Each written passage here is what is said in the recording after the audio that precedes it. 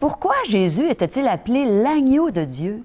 On va le savoir aujourd'hui à l'émission La Parole vivante.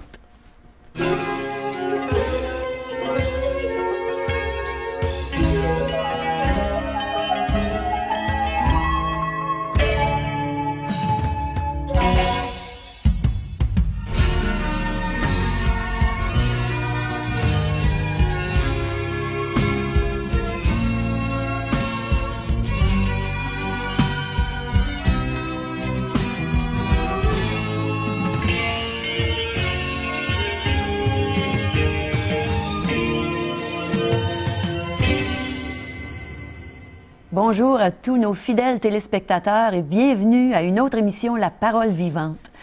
Quand Jésus se promenait et que Jean-Baptiste l'a vu, il a dit « Voici l'agneau de Dieu qui ôte le péché du monde. » Cet agneau de Dieu, tu vas nous en parler aujourd'hui, Régent. Avec cet évangile qu'on a distribué gratuitement par centaines de milliers. Oui. Chaque foyer devra avoir son exemplaire de l'évangile selon Jean. Oui. Si vous pouvez l'avoir à la portée de la main, on va le lire ensemble, du moins le premier chapitre, quelques versets de ce premier chapitre, et l'expliquer. On va recevoir les explications. Donc, on va partager ensemble cette bonne nouvelle, le pourquoi de la venue de Jésus-Christ sur cette terre, un besoin immense pour chacun d'entre nous. On va l'expliquer ensemble, on va regarder cette vérité. Oh, tu vas nous parler de l'agneau de Dieu. Cet agneau de Dieu qui est la personne de Jésus, comme tu le mentionnais un peu plus tôt à l'ouverture de cette émission, c'est Jésus lui-même, vous savez, qui s'est présenté comme étant l'agneau. Et ce fameux Jean le Baptiste, on va regarder ensemble ce personnage dans le cadre de cette émission. Qui est ce Jean Baptiste? Et pourquoi a-t-il pu désigner comme ça la personne de Jésus comme étant l'agneau de Dieu qui ôte le péché du monde? Qui a ôté mon péché. Personnellement, hein? Personnellement, et j'espère que les téléspectateurs vont pouvoir dire, voici celui qui a ôté aussi cette trace du mal dans ma vie. Toute trace du mal. Alors si vous voulez bien me suivre, c'est ça, je vais me lever et puis je vais me placer devant ce merveilleux décor. Comme vous avez pu remarquer, c'est la carte du monde parce que ce message universel, c'est un message qui s'adresse à quiconque veut bien le recevoir et la croix qui est au centre de ce message qui, justement, nous rappelle le sacrifice, l'agneau immolé, cette croix. Alors, si vous voulez bien, vous avez l'Évangile de Jean, j'espère, sinon prenez-le en note, les versets. On va lire ensemble donc ce premier chapitre, verset 15. Jean, en parlant de Jean-Baptiste, lui a rendu témoignage et s'est écrié, « C'est celui dont j'ai dit, celui qui vient après moi m'a précédé, car il était avant moi. Et nous avons tous reçu de sa plénitude et grâce pour grâce. Car la loi a été donnée par Moïse. La grâce et la vérité sont venues par Jésus-Christ. Personne n'a jamais vu Dieu. Le Fils unique, qui est dans le sein du Père, est celui qui l'a fait connaître. » Voici le témoignage de Jean lorsque les Juifs envoyèrent de Jérusalem des sacrificateurs, des Lévites, pour lui demander, « Toi, qui es-tu? » Alors, Jean le Baptiste est interrogé concernant sa mission, concernant son ministère, par les chefs religieux de son temps. Il n'a pas passé par le chemin habituel de la religion instituée du temps de Jésus, du temps de Jean le Baptiste. Jean le Baptiste est apparu comme nulle part dans le désert, nous disent les Saintes Écritures, avec un message qui a eu un impact sur la population, tout comme aujourd'hui. J'espère que ce message a un impact non seulement sur la population, sur le bassin qui est à l'écoute de ces émissions, mais sur toi personnellement, qui est là, devant ton téléviseur, et de recevoir ce message. Beaucoup de questionnements de la part des chefs religieux. Et peut-être que tu as un cœur, toi aussi, religieux, qui te pose de multiples questions concernant l'Évangile, concernant Jésus et ce fameux personnage de Jean le Baptiste. Avez-vous remarqué la réponse? La loi nous est venue de Moïse. La religion était attachée, rattachée à cette ancienne alliance, cet ancien testament, et surtout à la révélation que Dieu avait accordée à Moïse. Moïse avait reçu les 10 commandements, les tables, et puis bien d'autres préceptes venant de Dieu lui-même, pour manifester, démontrer la sainteté, la pureté, la justice de Dieu vis-à-vis de l'homme, sa nature. Et c'est Moïse qui a reçu tout cela. Et les gens se sont attachés à Moïse et à l'enseignement de Moïse, et ils ont fondé cette religion. qui venaient voir Jean le Baptiste et lui poser ces tas de questions. La loi. Vous êtes-vous déjà posé la question pourquoi la loi a-t-elle été donnée par Moïse à l'homme? Le but de l'existence de la loi? On compare cela à si vous étiez chez le médecin. Supposons que vous allez au bureau du médecin, puis vous vous sentez mal, certains aspects de votre corps qui est douloureux, puis qui ne se sent vraiment pas bien. Alors il va dire, on va passer un test, on va passer des tests, et on va vous envoyer à l'hôpital.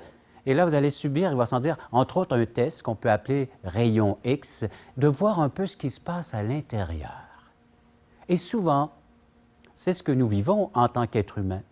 Il y a des douleurs inexplicables que même le médecin physiquement ne peut pas expliquer, des douleurs venant de l'âme. Et cette loi va nous servir de rayon X, nous dit entre autres l'apôtre Paul dans l'Épître aux Romains, et vous lirez, si vous avez un Nouveau Testament, nous vous en donnons tout à fait gratuitement si vous n'en possédez pas d'exemplaire, un Nouveau Testament, édition Québec Espoir 2008 aussi, toujours dans le cadre de cette célébration du 400e anniversaire de la grande ville de Québec, afin de vous sensibiliser. Et cette loi est là, elle est utile, pourquoi? Pour manifester et démontrer le malaise que nous avons tous en nous, cette présence du mal. Pourquoi? Nous ne voudrions pas faire du mal aux gens qui nous entourent, et pourtant, voilà cette manifestation qui s'exprime sous diverses formes, le mal. Ça peut être en parole, ça peut être en actes, des gestes, et qu'on regrette, qu'on a des remords, et voilà que surgit la culpabilité. Et cette loi vient mettre l'emphase, met le doigt sur le bobo, sur le mal, puis dire, regarde ce que tu as fait. Et notre conscience, elle est troublée. Ça, c'est l'œuvre de la loi. Si vous pensez être sauvé par l'accomplissement de la loi, eh bien, vous vous fatiguez, vous vous leurrez, parce que ce n'est pas par la loi qu'on peut être sauvé. Au contraire, la loi nous a été donnée afin de pouvoir découvrir le malaise qui est en nous et la présence de ce mal que Dieu appelle péché ou offense à son égard. La loi a été donnée dans ce but-là, pour révéler l'état de notre âme, révéler l'état de notre cœur, l'état spirituel de l'être dont nous sommes. Et nous avons besoin d'un grand médecin, nous avons besoin d'une intervention divine. Voilà pourquoi que Jean le Baptiste, avez-vous remarqué, Jean a témoigné. Il a dit, je suis venu vous annoncer, proclamer celui qui était avant moi. Parce que Jésus avait déjà existé, non seulement en âge, mais avait déjà existé avant même la fondation du monde. Parce que Jésus, c'est le Créateur qui s'est fait chair, qui s'est fait homme. Les textes vont nous le dire. Poursuivons notre lecture. Revenons à l'Évangile selon Jean et lisons les prochains versets. Alors, ils demandèrent, « Qui donc es-tu? Es-tu Élie? » Verset 21. Et il dit, « Je ne le suis point. » « Es-tu le prophète? » Et il répondit, « Non. » Le prophète. Ils lui dirent alors, « Qui es-tu? » Afin que nous donnions une réponse à ceux qui nous ont envoyés. « Que dis-tu de toi-même? » Moi, dit-il, « Je suis la voix de celui qui crie dans le désert. Aplanissez le chemin du Seigneur, comme a dit Ésaïe le prophète. » Ceux qui avaient été envoyés étaient des pharisiens, et ils lui firent encore cette question. « Pourquoi donc baptises-tu, si tu n'es pas le Christ, ni Élie, ni le prophète? » Jean, le baptiseur, ou le Baptiste, répondit, « Moi je baptise d'eau, mais au milieu de vous, il y a quelqu'un que vous ne connaissez pas, qui vient après moi. Je ne suis pas digne de délier la courroie de ses souliers. » Ces choses se passèrent à Béthanie, au-delà du Jourdain, où Jean baptisait. La mission de Jean le Baptiste, le baptême d'eau, ou communément appelé parmi les évangélistes, le baptême de repentance. Qu'est-ce que le baptême de repentance? Jean est venu pour expliquer ce que Dieu attendait de chacun de ses créatures, chacun de ses êtres humains, c'est de se repentir. Repentance, c'est de changer d'idée, c'est de changer notre manière de voir les choses, notre manière de penser, c'est d'adhérer à celle de Dieu, d'abandonner celle qui m'est propre et d'adhérer à l'autre façon de voir les choses, l'autre façon de penser selon les Écritures, selon la pensée et la volonté de Dieu rapportée par l'évangéliste Jean et Jean le baptiseur aussi. Parce que Jean était un témoin oculaire de ces choses. Il était un disciple de Jean le Baptiste qui s'est mis à suivre Jésus lorsqu'il a entendu cette fameuse phrase que nous lirons un peu plus tard dans le cadre de cette émission. Alors la mission de Jean, c'était de manifester cet amour propre, cet amour, il va sans dire, à l'égard du pécheur, cet amour à l'égard de l'être humain qui vit dans ses problèmes, dans ses difficultés, et de dire, il y a une autre façon de voir, une autre façon de vivre. Il appelait les gens à se présenter dans le Jourdain, dans les eaux du Jourdain, afin de manifester que ces gens-là désiraient un changement de vie. Ils avaient déjà cet espoir que dans le message de Jean, dans la personne qui était présentée par Jean le Baptiste, donc la personne de Jésus, avait le pouvoir de changer la vie de ces gens. Et ces gens se manifestaient dans les eaux du baptême. Ils allaient s'identifier dans l'œuvre, dans la personne de Jésus. Et aujourd'hui encore, le baptême est encore de rigueur pour ceux qui vivent dans le milieu évangélique, ceux qui croient à l'Évangile, au sein des Écritures, ceux qui acceptent Jésus-Christ vont s'identifier dans ces eaux du baptême pour dire, regardez, j'ai reçu Jésus-Christ comme sauveur, Jésus va changer ma vie, ma manière maintenant de voir les choses, et je vais l'honorer, le glorifier, je vais rechercher ce qui lui est agréable. Alors ce pouvoir est encore disponible aujourd'hui. Jean le Baptiste, qui appelle les gens à la repentance. Et c'est le même message aujourd'hui. Pas seulement Jean, les apôtres ont eu cette mission d'aller par tout le monde et de prêcher l'appel à la repentance. Jésus lui-même a dit, si vous ne vous repentez pas, vous périrez tous. Parce que si on demeure selon la loi, sous la condamnation de la loi, parce que la loi est là pour manifester, démontrer que nous sommes des êtres coupables et que nous avons besoin d'être graciés, d'être rendu juste, déclaré juste devant Dieu. Mais comment? Il faut que quelqu'un purge la peine du péché que j'ai commis, du mal que j'ai fait. Sinon, ce ne sera plus juste si Dieu laissait impuni tout acte d'injustice que l'être humain a pu commettre sur cette terre. Et de partir avec ça dans l'éternité, et de rendre compte à Dieu dans mon éternité. Oh non, jamais! Je voudrais que ça se règle avant que je parte, pour avoir la paix, l'assurance, l'harmonie, d'être avec Dieu pour toujours. Et c'est cette promesse que Dieu nous fait, et c'est ce que vous pouvez vivre réellement, chacun d'entre vous. Vous vous sentez coupable devant Dieu, ou n'osez lever les yeux vers le ciel, ou même avec votre prochain, ça ne va pas bien, parce qu'il y a toute cette discorde dans votre cœur, dans l'être, dans votre âme. Vous pouvez vivre en paix, accepter le message de Jean le Baptiste, le message de Jean l'apôtre, le message d'aujourd'hui, qui est propagé par ce moyen si efficace qu'on vous rejoint. Vous avez l'évangile de Jean chez vous, lisez-le. Et observez ce qui est écrit, comme on vient de voir. N'essayez plus par la loi, mais acceptez la grâce qui vous est offerte. C'est ce qu'on va entendre de Corinne Langton. Elle va nous chanter justement ce message aussi. Réfléchissez à ces paroles, entendez à nouveau ce message et surtout, ouvrez pas seulement vos oreilles, mais votre cœur, parce que c'est à ce niveau-là que ça se passe. Votre âme a besoin de guérison. Votre âme a besoin d'être restaurée. Votre âme a besoin d'être pardonnée, afin que vous puissiez retrouver, il va sans dire, ce Dieu créateur qui veut faire partie de votre existence maintenant. Écoutons ensemble.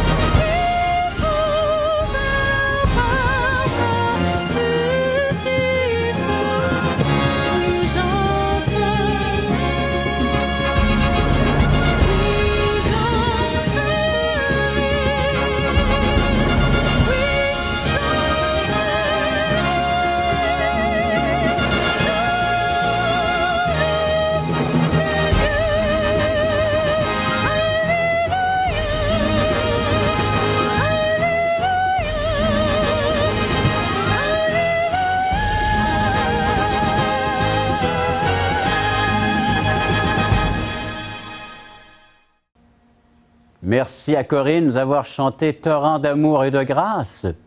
Vous pouvez nager, vous aussi, dans ce torrent d'amour et de grâce. Comment? Lisons ensemble le dernier verset que je vous ai réservé à la toute fin de ce partage de la parole de Dieu. L'Évangile de Jean, chapitre 1, verset 29, c'est des paroles qui sortent de la bouche de Jean le Baptiste, rapportées par l'évangéliste Jean, dont nous avons entre les mains maintenant ces écrits.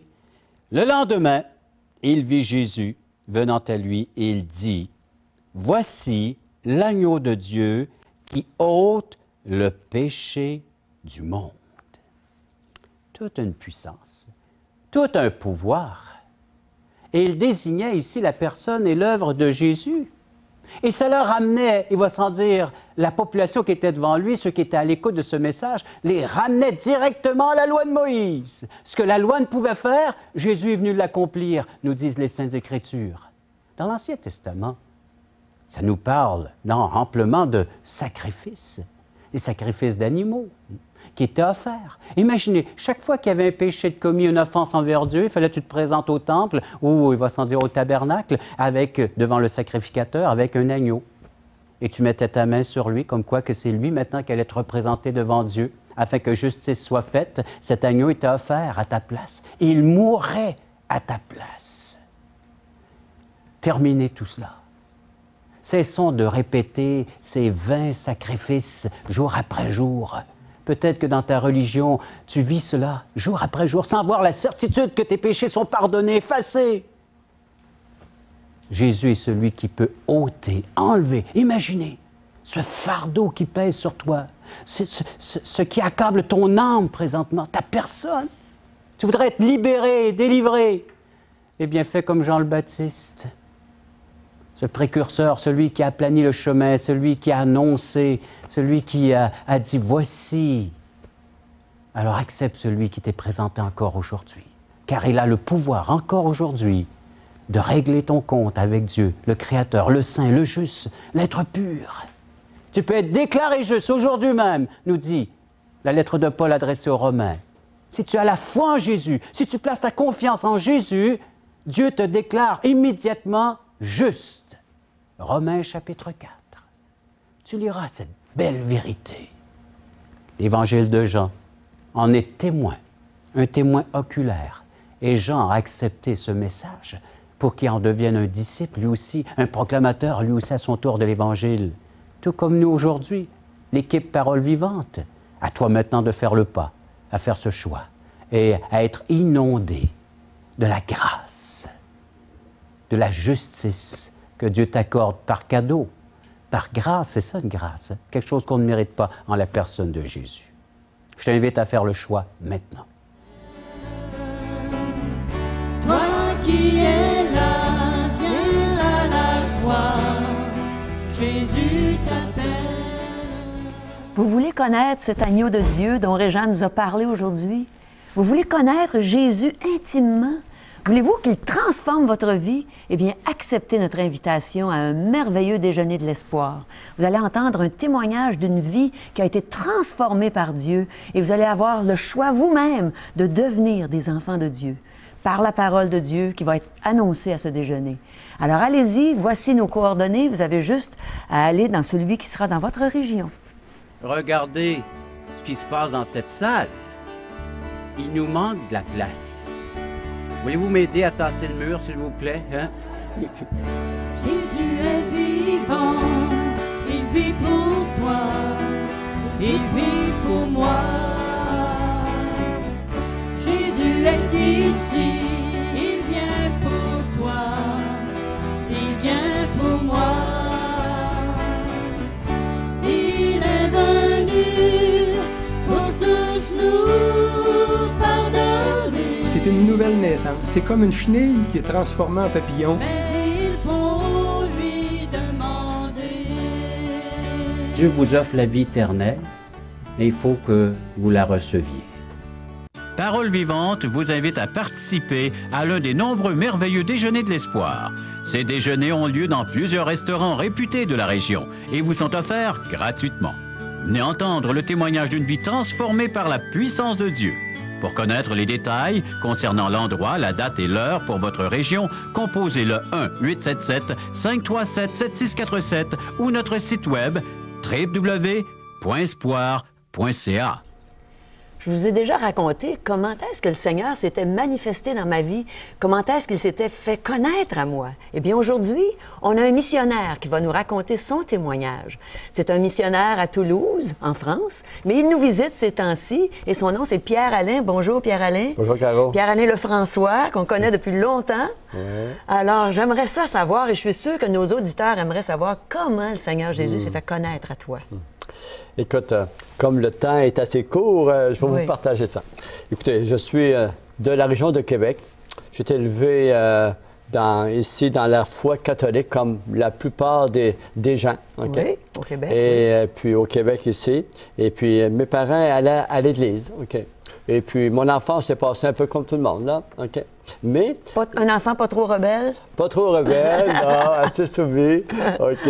Et puis, mais je me souviens une chose, vers l'âge de 7-8 ans, Dieu c'était tellement, pour moi, je voyais que Dieu, c'était important. Mais c'était Dieu qui touchait mon cœur parce que durant la période du carême, anciennement, OK, Oui. Dieu m'amenait à aller à l'église le matin, avant d'aller à l'école. Pas pour faire plaisir à mes parents, À tous les matins? à tous les matins. Oh là là! J'allais à l'église, OK. Mais naturellement, lorsqu'il est arrivé l'adolescence, hein, Bye bye. Bye bye, c'est ça. Et puis, je me suis marié à l'âge de 23 ans, tout ça. Mais ma vie a réellement pris un nouveau tournant, si on veut, en 1981. Ah, Pourquoi? Parce qu'au départ, dans l'Ancien Testament, dans le livre de l'Ecclésiaste, au chapitre 3, Dieu nous dit qu'il a mis dans le cœur de l'homme la pensée de l'éternité. oui. C'est lui qui veut se révéler à nous. Nous, on ne le voit pas souvent, on ne le réalise pas plutôt. Mais à mais cet âge-là, il s'est révélé à toi? En 81, Oui. j'ai perdu ma belle-sœur subitement d'une anévresse au cerveau. Oh.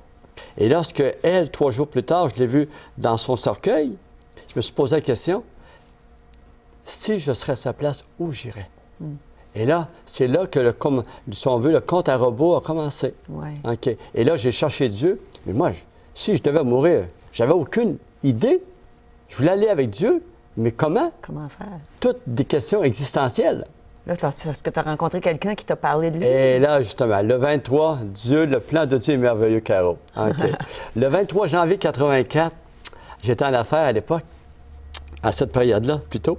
Et puis, je rencontre un nouveau client, que j'arrive chez lui, et sur la porte de son réfrigérateur, c'est indiqué « Êtes-vous sauvé? Jésus sauve. » Oh là là! Oh là là! Oui, oh là là! Ça J'ai t'a dit- touché. Et là, je lui ai dit « Vous êtes chrétien? » Il me dit « Oui. » Mais moi, je croyais à la Bible, mais j'en avais pas. J'étais ignorant. Et là, ce monsieur-là, M. Leclerc, a pris la parole de Dieu. Il m'a fait lire les versets. Et sais-tu quel verset qu'il m'a partagé? Le premier qui est venu m'interpeller? Romains 3, 23. Car tous ont péché, ils sont privés de la gloire de Dieu. Et là, j'ai compris immédiatement. Dieu s'est révélé en me disant que mon péché me séparait de Dieu. Alors, qu'est-ce que tu as fait à ce moment-là? Il nous reste quelques secondes. Et c'est là qu'il m'a dit, Pierre-Alain, tu peux le recevoir, tu peux être sauvé comme moi en donnant ta vie à Jésus, en demandant pardon pour tes péchés. Et sur la croix, Jésus a pris tes péchés à toi. Oh là là! Et c'est là que j'ai crié, j'ai donné ma vie au Seigneur. Depuis ce temps-là, j'ai la paix, j'ai la vie éternelle. Tu as reçu Jésus comme Je Sauveur veux- et Seigneur. Et Seigneur, exactement, Sauveur et Seigneur de ma vie. Et ça paraît que le Seigneur est le Ah. Seigneur de ta vie, qu'il est ton maître et que tu le suis. C'est le plus beau cadeau que nous pouvons recevoir de Dieu. Le don gratuit De Dieu. de la vie éternelle. Merci, Pierre-Alain.